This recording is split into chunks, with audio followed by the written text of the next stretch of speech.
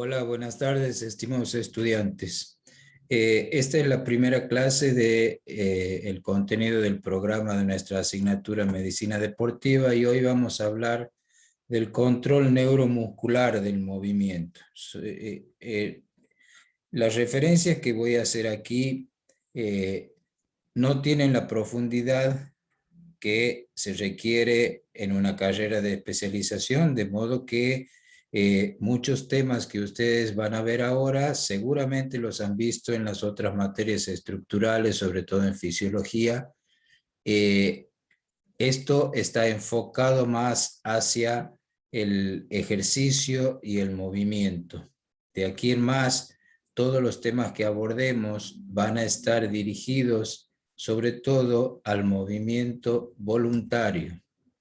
El contenido de esta clase está dicho aquí. Primero, organización funcional del sistema motor. Vamos a hablar del tono muscular, los tipos de movimiento, los modelos de control del movimiento, unidades motoras, unión neuromuscular, hecho que ustedes seguramente han visto y recuerdan muy bien de neurología o fisiología, y el control cortical del movimiento, que también lo habrán visto bastante en neurología. La organización funcional del control neuromuscular es una organización jerárquica del sistema motor. Esto quiere decir que hay niveles menos complejos, que es el nivel de la médula espinal, el nivel medular, eh, ascendiendo en complejidad el nivel troncular, que se refiere al tronco encefálico y las estructuras del mismo, en donde también tienen que ver y tienen influencia el cerebelo y los ganglios de la base. Y por último, el nivel superior o cortical, que es donde se inicia la planificación de los movimientos voluntarios. Es decir, los movimientos musculares voluntarios tienen origen todos en la corteza cerebral. Desde allí descienden las órdenes para realizar cada uno de los movimientos y quien los ejecuta son las unidades motoras que implican la unión del axón de una motoneurona alfa que tiene su soma en la médula espinal y la fibra muscular de cada uno de los músculos esqueléticos voluntarios. El nivel troncular o el tronco encefálico tiene influencias también ascendentes y descendentes, como vamos a ver, e interviene sobre todo en movimientos básicos y en el control de la postura.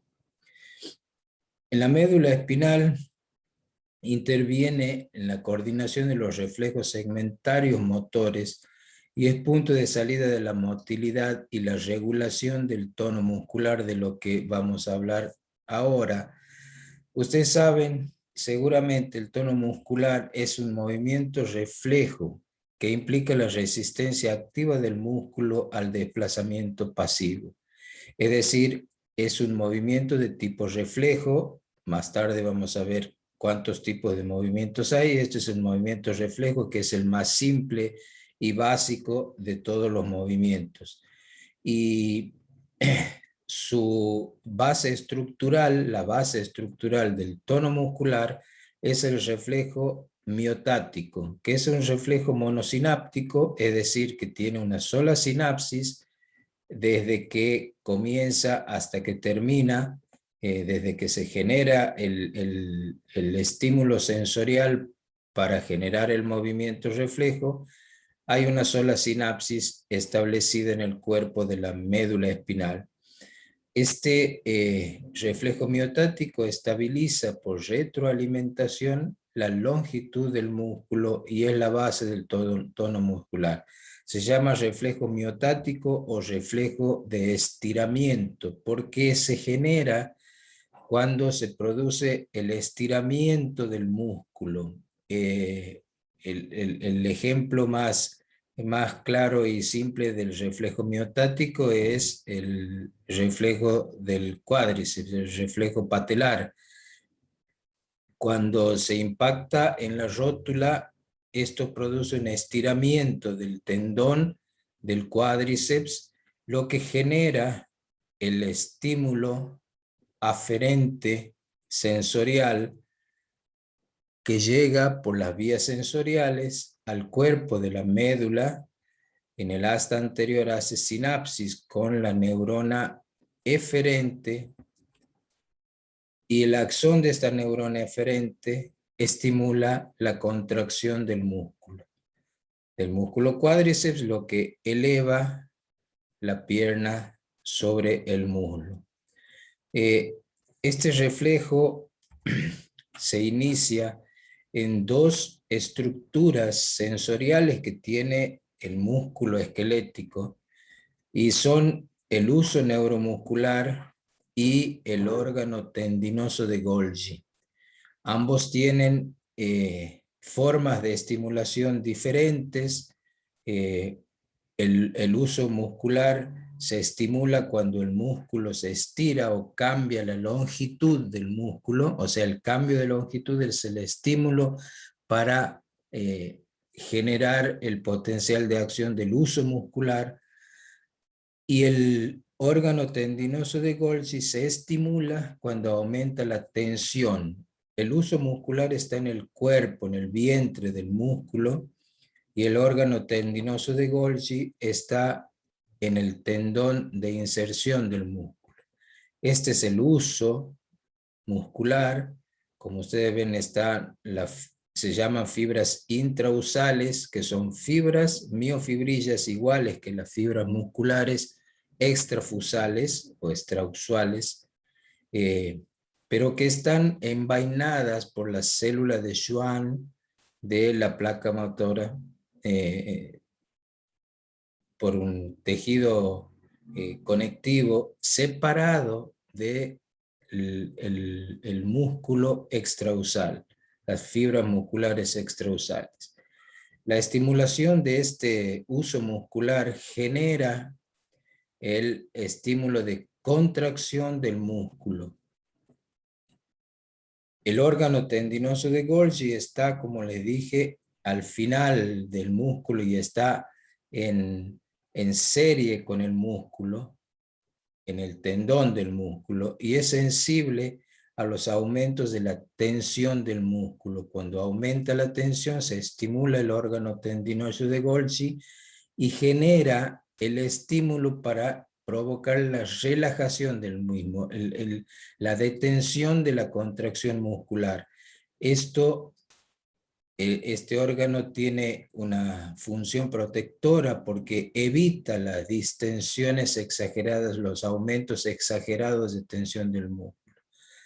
Por supuesto que la acción de estas dos estructuras está influenciada también por estímulos que vienen de más arriba del nivel medular.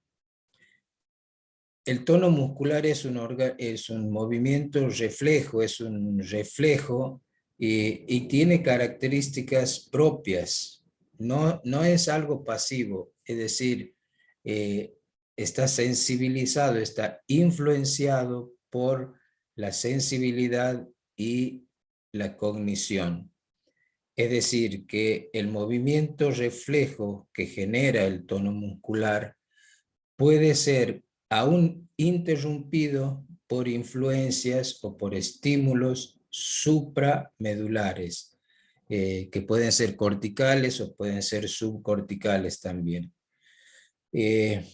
No depende por eso solo del músculo, solo de la integridad del músculo, sino que tiene que ver la integridad, por supuesto, de la motoneurona alfa de la médula espinal. El tono muscular es algo que existe siempre, es decir, el tono, nos imaginemos la posición, llamémosle neutra de cualquier músculo. La posición neutra de un músculo es una posición activa porque solamente en estado de reposo absoluto el tono muscular disminuye su actividad por influencia misma de este ciclo del sueño-vigilia, pero no se desactiva completamente. Y el tono muscular es lo que permite ese estado de semicontracción permanente, que es la base de cualquier tipo de movimiento. El tono muscular es algo dinámico y que se adecua a las posturas, como dice al final, y también interviene en la coordinación de los movimientos complejos. El tono también, como dije, protege las estructuras musculares y los tendones. Como dijimos, el órgano de Golgi y sus estímulos de relajación o de tensión de la contracción eh, eh, interviene para evitar las lesiones.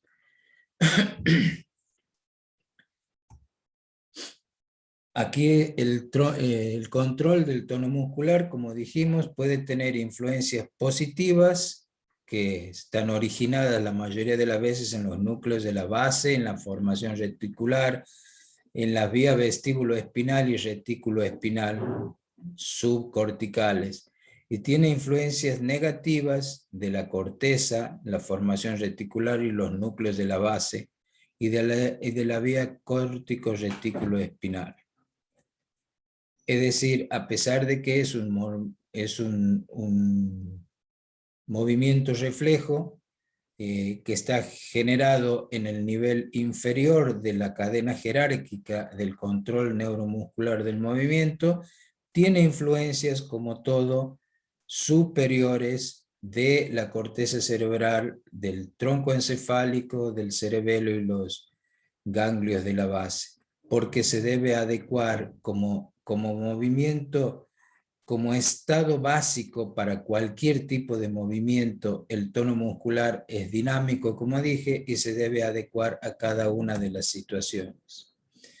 El tercer punto son los tipos de movimiento, y a esto me refería cuando decía que el tono muscular es un movimiento de tipo reflejo, que son automáticos. Esto quiere decir que una vez iniciado no se interrumpe, aunque a veces sí, por acción de estímulos corticales o supramedulares.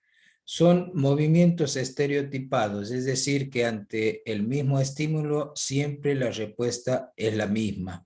No se pueden modificar, aunque esto tampoco es absoluto.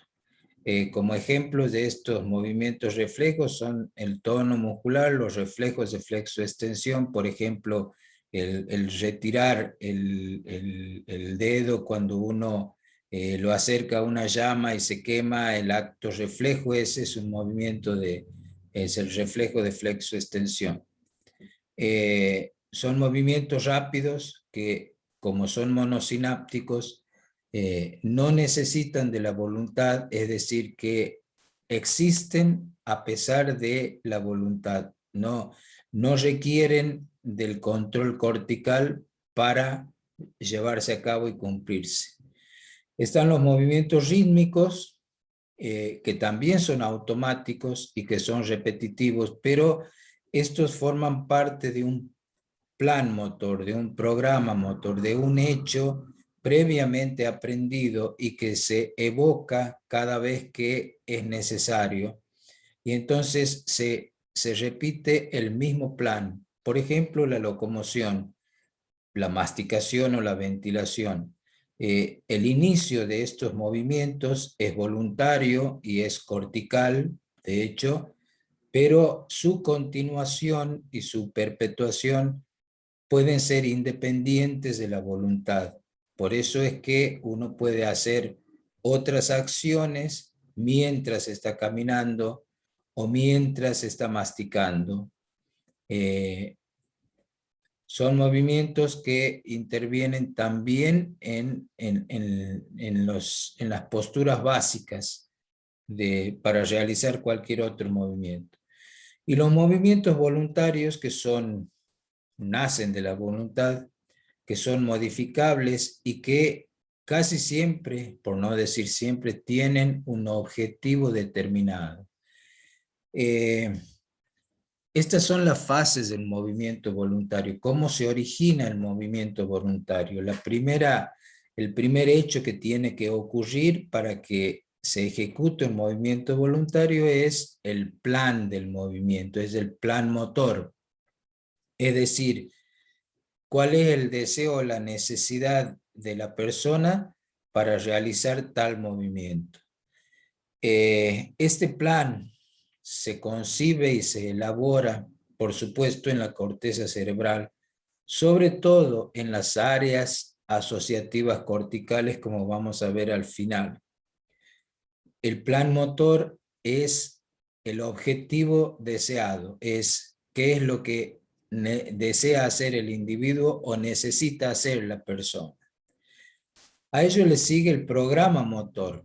El programa motor es el, eh, toda la secuencia de los movimientos y de la activación de cada músculo, la intensidad de la contracción o la fuerza con la que se tiene que contraer un músculo, la dirección a donde tiene que ir el dirigido el movimiento, es decir, toda la secuencia de cómo vamos a hacer para realizar el movimiento constituye el programa motor.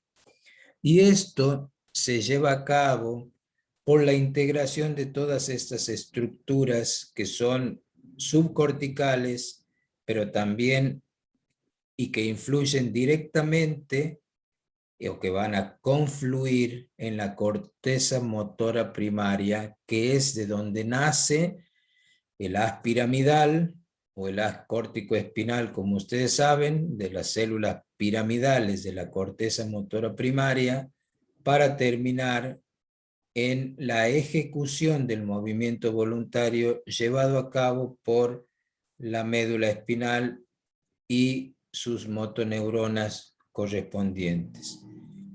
Aparte, generado el movimiento, se genera, como vamos a ver después, un estímulo de vuelta, un estímulo de retroacción o retroalimentación que también tiene influencias sobre los centros subcorticales y también corticales. En consecuencia, para que se ejecute un movimiento voluntario, tiene que cumplirse estas tres fases: el plan, el programa y la ejecución del movimiento. Hemos mencionado hace ratito uno de los tipos de modelos de control del movimiento.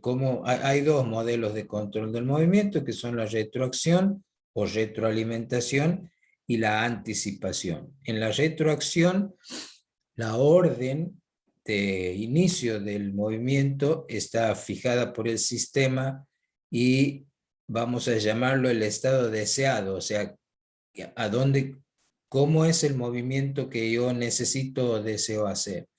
De ahí parte una señal que es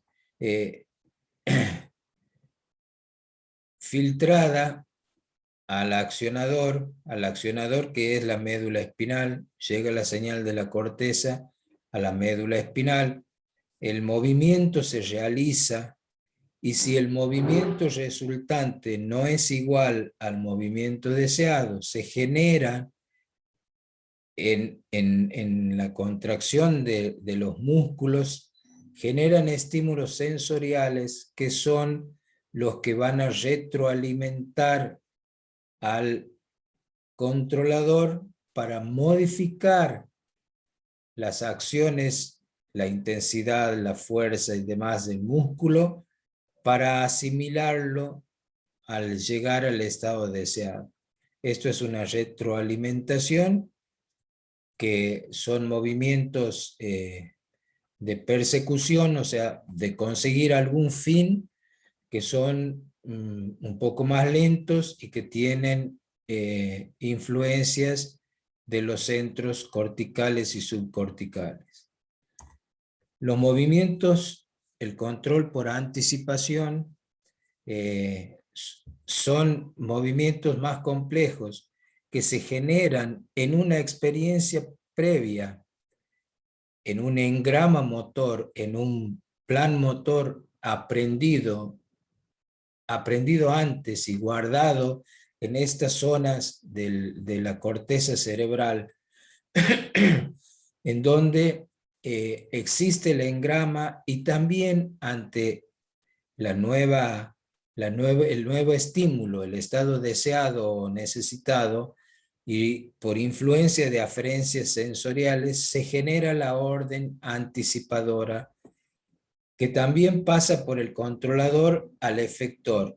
El estado conseguido, de nuevo, como vimos antes, también genera una señal de retroalimentación para modificar y corregir los errores de este probable movimiento.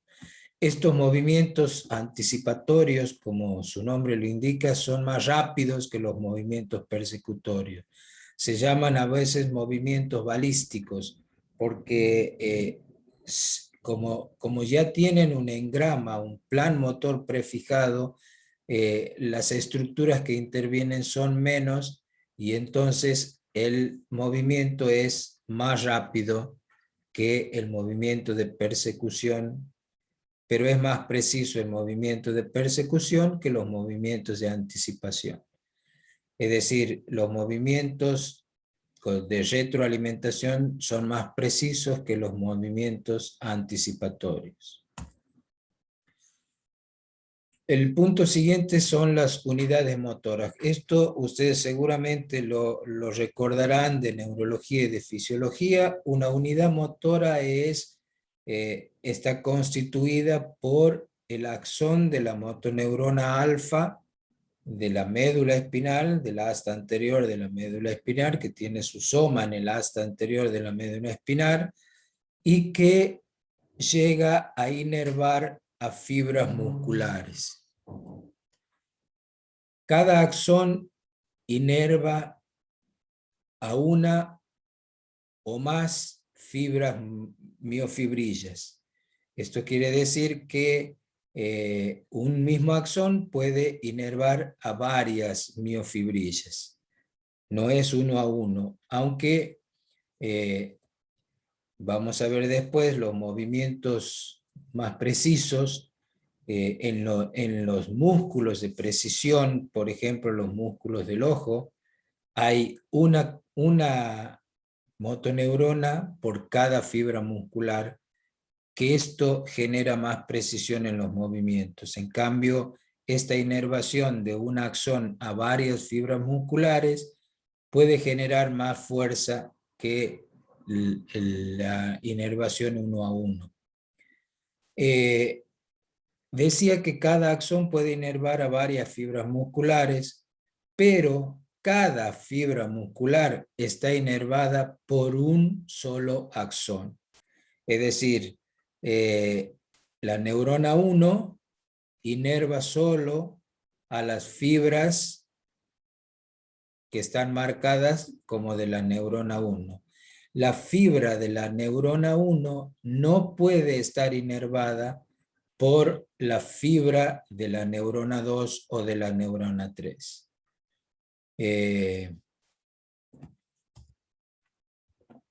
Otro ejemplo en donde vemos claramente que cada axón puede inervar a varias miofibrillas, pero cada miofibrilla está inervada por un solo axón, por una sola motoneurona. Las unidades motoras pueden estar inervadas o constituidas por fibras. Las fibras nerviosas o motoneuronas que inervan las unidades motoras, pueden ser de tipo 1, 2A o 2B. Las de tipo 1 son pequeñas, tienen menor velocidad de conducción y menor umbral de excitación. Participan en general en actividades tónicas. Actividades tónicas son contracciones más prolongadas que se producen lentamente y se prolongan en el tiempo. Entre ellas, el tono muscular propiamente, y los músculos posturales tienen mayor cantidad de fibras de tipo 1. Cada músculo tiene los 3 tipos de neuronas, de fibras, solo que difieren en las proporciones de las mismas. Más tarde vamos a ver un poco más sobre esto. Las fibras de tipo 2A combinan las propiedades del 1 y de la 1B, y las fibras de tipo 1B son más grandes, tienen mayor velocidad de conducción y mayor umbral de excitación. Intervienen en unidades fásicas, esto es, acciones rápidas, intensas y de corta duración. Decía que los músculos, todos los músculos tienen los 3 tipos de fibra, solo que en distintas proporciones. Y cuando estudiemos fibras musculares vamos a ver un poco más en detalle acerca de qué significa desde el punto de vista deportivo o del rendimiento deportivo la proporción de estos 3 tipos de fibras. Las motoneuronas que inervan a las correspondientes fibras hacen que la fibra muscular tenga ciertas características mecánicas y metabólicas. Entonces, las fibras nerviosas de tipo 1, la motoneurona pequeña, inerva fibras musculares que serán de tipo 1 y que tienen características propias metabólicas y mecánicas, la forma en que se contraen, los sustratos energéticos que usan para la contracción, la duración del movimiento, la intensidad de la contracción y demás. Y las fibras de tipo 2B también, y las de tipo 2A también inervan fibras a la que les dan, fibras musculares, a las que les dan características mecánicas y metabólicas que corresponde a cada tipo de fibra o de motoneurona, de fibra nerviosa. Esto es muy importante. Dice la denervación de una unidad motora de tipo 2B. Las 2B eran las que contracciones fásicas, motoneuronas grandes, mayor velocidad de contracción y mayor umbral de excitación. Son neuronas que pueden, unidades motoras que pueden generar más fuerza.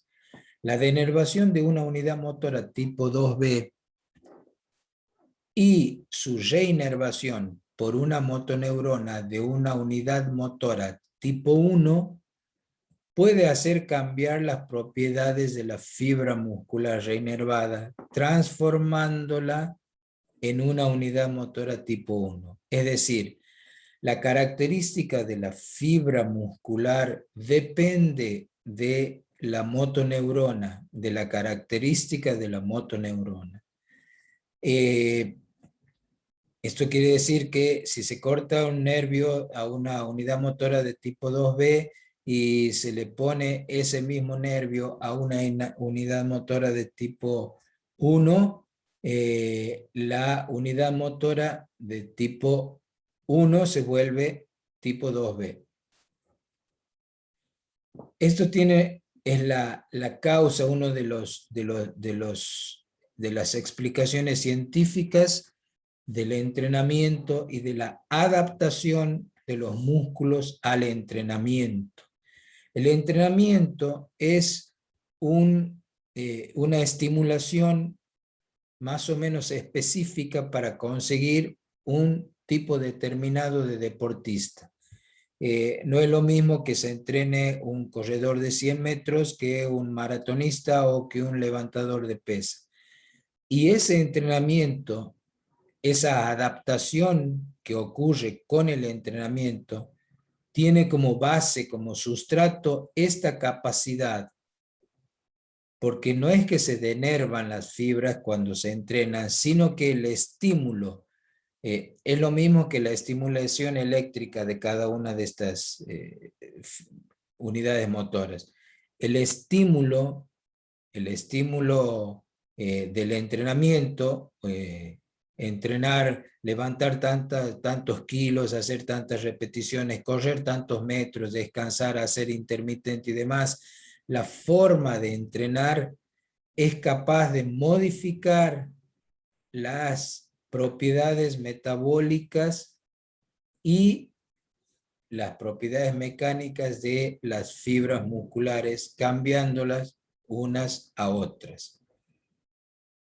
Esa es la diferencia, esa es la ventaja de la entrenabilidad y de la adaptación. Aquí vamos a hablar sobre cómo se desarrolla la fuerza muscular. La fuerza muscular se lleva a cabo por dos mecanismos: el reclutamiento de fibras musculares y la frecuencia de descarga de las fibras de las motoneuronas. El reclutamiento obedece al principio del tamaño, es decir, primero se activan las fibras pequeñas, que como hemos visto eran las fibras de tipo 1, son motoneuronas pequeñas que dan fibras pequeñas, las tipo 2B son las más grandes. Primero se activan las pequeñas y en orden creciente se activan las más grandes si el estímulo y si la fuerza muscular necesita mayor desarrollo. La frecuencia de descarga también al principio es baja, 10 descargas por segundo, pero puede llegar hasta 60 o más descargas de segundo en las fibras musculares que son de tipo 2B, que son las que tienen mayor velocidad de descarga. ¿Se acuerda? Velocidad de conducción. Esto es un esquema para demostrar el principio del tamaño y el reclutamiento de las fibras musculares. Empieza el movimiento y se empiezan a reclutar las fibras de tipo 1. Comienzan, si la intensidad sigue aumentando, comienzan las de fibra tipo 2A, y si la intensidad es máxima, se activan las fibras de tipo 2B. Esto lo vamos a ver con más detalle en otro momento, pero lo que debe quedar en claro es que la forma, no se activan todas al mismo tiempo, se activan de acuerdo a la necesidad impuesta por el movimiento que se requiere. Si uno va a caminar a paso lento durante una hora, lo más probable es que el 90% de las fibras activadas sean de tipo 1 y un porcentaje mínimo de tipo 2A.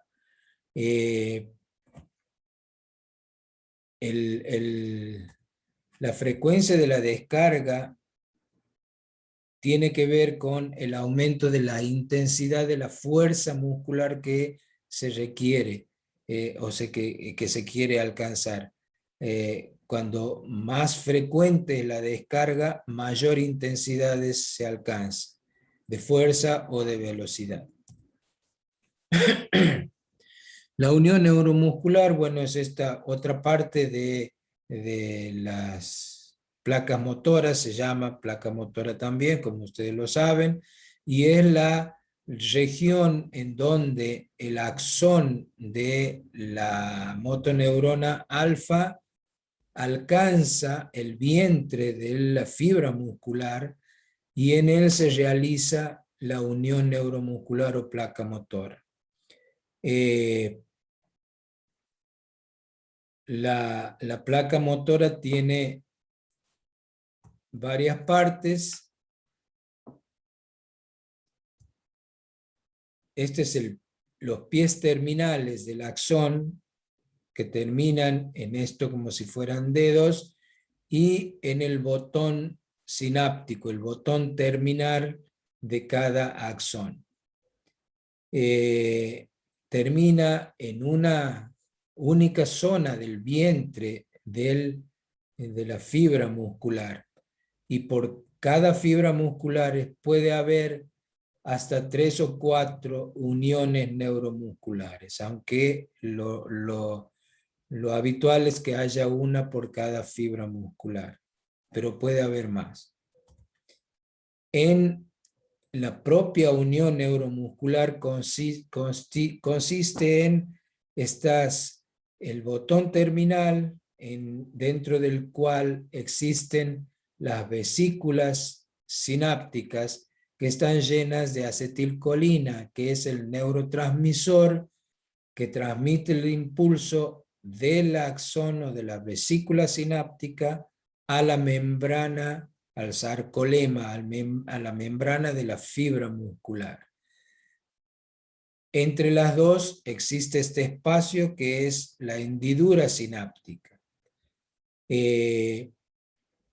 La acetilcolina es el mediador químico que es liberado de las vesículas a donde está almacenado cuando llega el calcio que existe libre en esta hendidura sináptica y en el líquido extracelular del botón terminal, aumenta la permeabilidad de la membrana de las vesículas y de estas invaginaciones del botón terminal y hace que se libere la acetilcolina contenida a la hendidura sináptica, desde donde es conducida a los sitios específicos, a los receptores específicos de acetilcolina en la membrana muscular, en el sarcolema. La acetilcolina no existe como tal, sino que tiene que ser sintetizada en el botón. Esta es la vesícula, tiene que ser sintetizada a partir de la colina y de la acetilcoenzima A. A través de una bomba de sodio se introduce la colina que existe libre aquí en el espacio extracelular del botón terminal y se sintetiza dentro de la vesícula y es almacenada en las vesículas sinápticas. La liberación de la acetilcolina no se hace en forma progresiva, sino se hace por cuantos. Se llaman cuantos porque es como si se subiera escalones de acuerdo a la intensidad requerida del movimiento que se va a hacer. Cuanto mayor es la intensidad, más vesículas de acetilcolina se abren para aumentar la velocidad de la transmisión del impulso nervioso a la fibra muscular. Cuando una fibra está inactiva, o sea, la acetilcolina se activa porque lleva un potencial de acción a través del axón. Cuando llega el potencial de acción a esta zona, donde está en contacto con la vesícula, se activa el calcio que permeabiliza la membrana de la vesícula y del botón terminal y se libera la acetilcolina. Cuando no se genera un potencial de acción, cuando la unión neuromuscular está inactiva, igual se libera una cantidad mínima de acetilcolina, alrededor de una vesícula por segundo. O sea que siempre existe acetilcolina que estimula los receptores de la membrana y genera un potencial de acción en el sarcolema, en la fibra, pero que no tiene la intensidad suficiente como para desencadenar un potencial de acción que se transfiera a todo el músculo. Es decir, cuando el axón no tiene activación eléctrica, aunque no tenga, siempre hay una cantidad de acetilcolina liberada en la hendidura sináptica. La acción de la acetilcolina es efímera, dura unos cuantos milisegundos. ¿Por qué? Porque es esterilizada, es esterificada, es inhibida por la acetilcolinesterasa que la vuelve a separar en colina y acetilcoenzima A. La colina es recaptada por las vesículas para volver a sintetizar acetilcolina. La acetilcolinesterasa, que es la enzima que degrada la acetilcolina,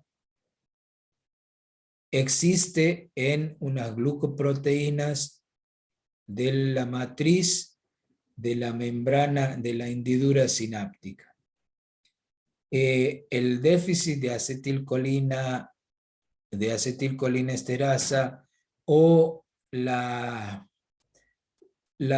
inadecuada forma de las vesículas sinápticas genera algún tipo de enfermedades como la miastenia gravis o la intoxicación botulínica, que se trata de una contracción tetánica permanente porque no hay acetilcolinesterasa, inhibe la acetilcolinesterasa.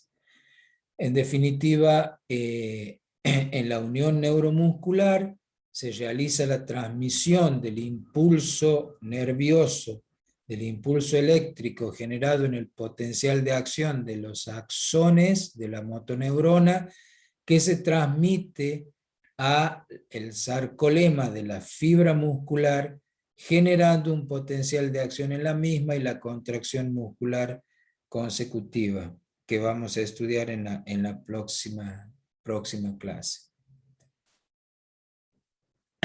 Es importante esto de la plasticidad de la unión neuromuscular.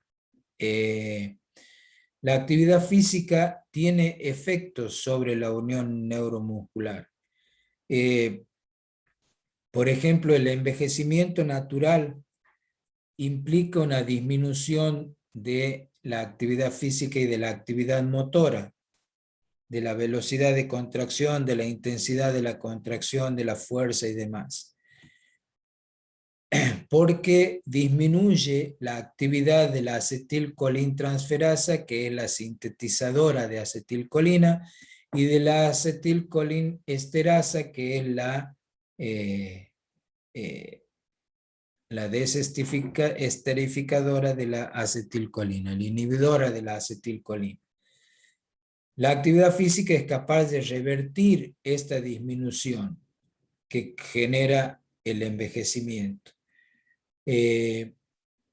También está demostrado que la actividad física produce liberación de factores neurotróficos de parte del axón de la motoneurona alfa y de la propia fibra muscular. Estos factores, uno de estos factores neurotróficos es el derivado del cerebro, Brain Derived Neurotrophic Factor, y la NT4, y hay otras neuroregulinas que se llaman, que son también factores neurotróficos que actúan sobre las vesículas sinápticas, aumentando el número.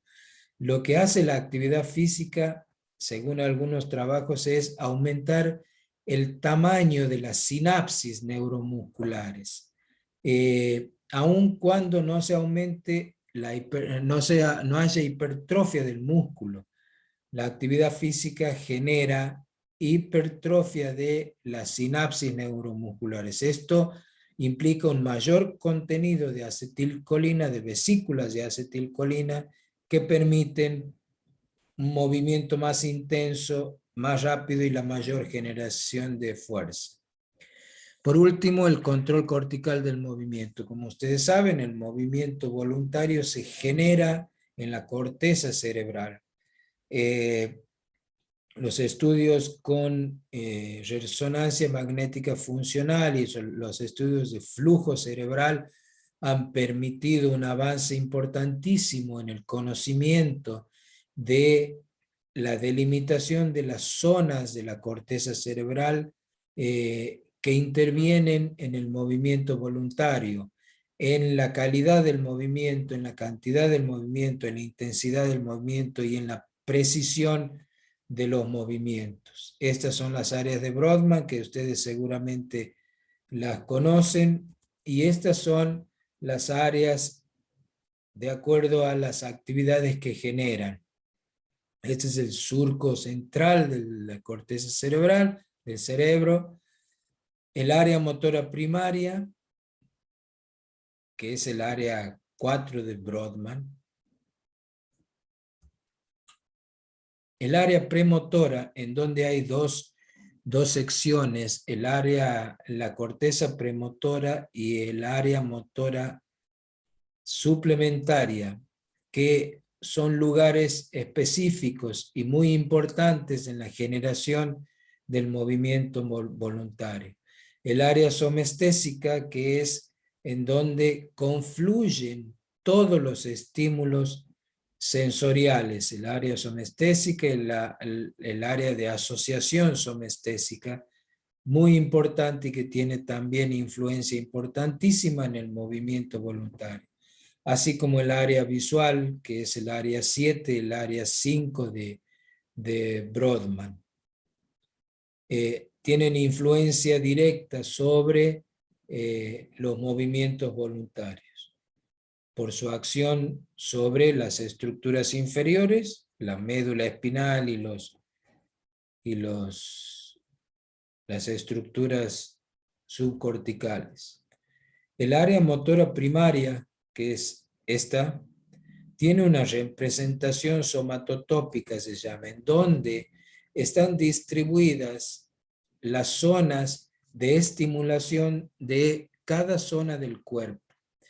Ustedes pueden darse cuenta de que el tamaño de la zona que corresponde a los dedos del pie, a la mano y a los dedos de la mano, al dedo pulgar sobre todo, y a la cara y a la lengua, tienen un tamaño mayor en proporción al resto del cuerpo.